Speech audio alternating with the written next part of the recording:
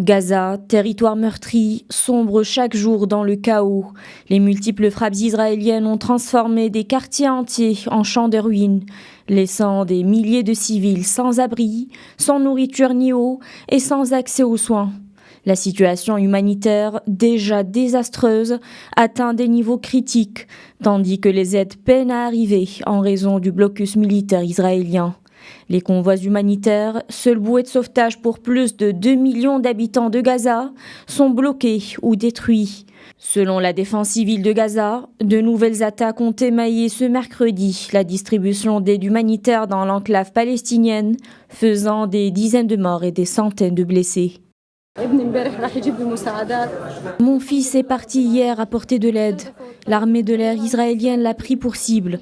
Il est allé chercher un sac de farine, mais ils me l'ont ramené blessé dans un sac. Il a dû subir une opération alors qu'il mourait de faim. Nous manquons de tout.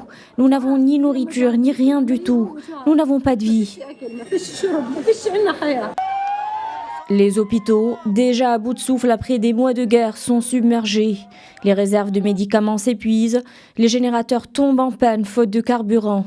Selon l'OMS, plus de 70% des cliniques ont dû fermer, laissant des milliers de blessés sans prise en charge. Nous avons reçu plusieurs blessés au centre hospitalier Al-Shifa. La plupart des blessures graves sont dues aux frappes aériennes israéliennes. Il y a eu des dizaines de morts suite aux tirs. Certaines victimes sont mortes ici à l'hôpital pendant que nous étions en train de les soigner. Avec l'effondrement des réseaux d'eau et d'électricité, les Gazaouis survivent avec moins de 2 litres d'eau par jour. La famine menace.